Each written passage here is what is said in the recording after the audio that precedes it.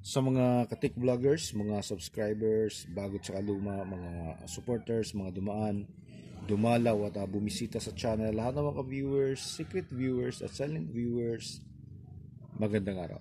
So, balik tayo dito sa ating BMB amplifier, pangatlong beses na yata itong bumalik dito, pang-apat, di ko alam. Yung unang problema nito dati, siguro 3 years ago ay ano siya, inaabot ng oras bago mag-turn on yung kanyang relay. Okay, so pinalitan natin to. Ito lang yung problema niya, nagkalatak dyan sa likod tsaka dito sa taas. Tapos putok na yung kanyang mga filter capacitor. So pinalitan natin to. Ayan, may presyo pa nga, oh. To 6.5. So bago na yung dalawa. Okay, tapos sunod bumalik siya at distorted yung kabilang channel. So dito naman tayo nag-adjust yung kanyang bias. Okay, ito sa kanyang amplifier dito. Ito tayo nag-adjust. Ito ba yan o dito sa kabila? Kasi yung bias niya lumihis na bumaba. So pinihit natin yan. Tapos ngayon, ang problema niya ay nagtitrip siya kapag yung volume ay nasa medium level. Tapos biglang papasok yung low frequency. Biglang lakas ng bass. So nagtitrip siya. So ito yung problema na chine-check ko, ano. At ang nakita ko ditong ano niya, sirang PSI filter capacitor. Okay, kasi pag ginagamit mo siya ng normal kahit na malakas na hindi naman ganong ma-bass, hindi siya nagtitrip off. Hindi naman nagbabago yung amplifier. Okay? Hindi nagbabago yung amplifier. Tapos yung supply niya normal, hindi naman siya bumabagsak kapag nagsusukat ka. Pero kapag malakas yung bass, ayan, biglaan siyang namamatay. So ito yung nakita nating sira dito. Pero kung titingnan mo siya, diba, yan, no? Kung titingnan mo siya, wala, normal. Yan, no?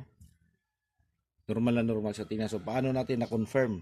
So siyempre, pinalitan natin siya ng dalawang 10,000 microfarad. Ayan. At pinagana natin. So nung na-confirm na natin, hinanap natin dito sa dalawa kung nasaan yung sira. Okay? So ito yung amplifier nito. Tapos ito yung kanyang preamp. At saka input selector. Ito. Nandito yung kanyang main filter. So tanggalin natin to. Ayan. Ayan siya. Okay. So, ito yung amplifier, ulitin ko, yan yung amplifier nito.